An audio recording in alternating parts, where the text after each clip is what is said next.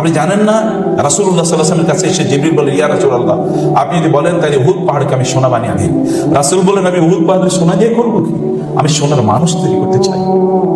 একটা আবু বকর, এই গোটা পৃথিবীকে যদি স্বর্ণ দিয়ে পরিবর্তন করা হয়, একটা আবু বকরের পায়ের সমান হবে বলেন তো?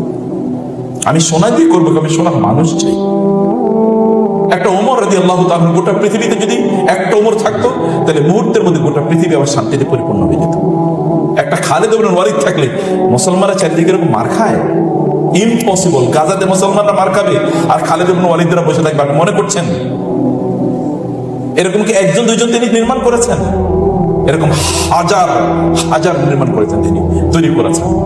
এমনকি তিনি তৈরি করেছেন এতটুকুই না, তার যে ইন্সপিরেশন, তিনি যে ধাক্কা দিয়েছেন, ধাক্কা, আপনার পেন্ডুলিয়াম তো বুঝেন, দোলনা, দোলনাকে ধাক্কা দেওয়ার পরেও কিন্তু দোলনা কি এরপর আপনি বন্ধ, কিন্তু দোলনা কিন্তু বন্ধ থাকে, কিন্তু দুলতে থাকে। তিনি যে ধাক্কা দিয়েছেন মানব সভ্যতাকে, এখনো এই যে মানিকগঞ্জ মেডিকেল কলেজের আজকে সিরা কনফারেন্স কিন্তু ধাক্কার ফসল। 1500 বছর পরে আপনি ধাক্কা অনুভব করছেন। Can you imagine it?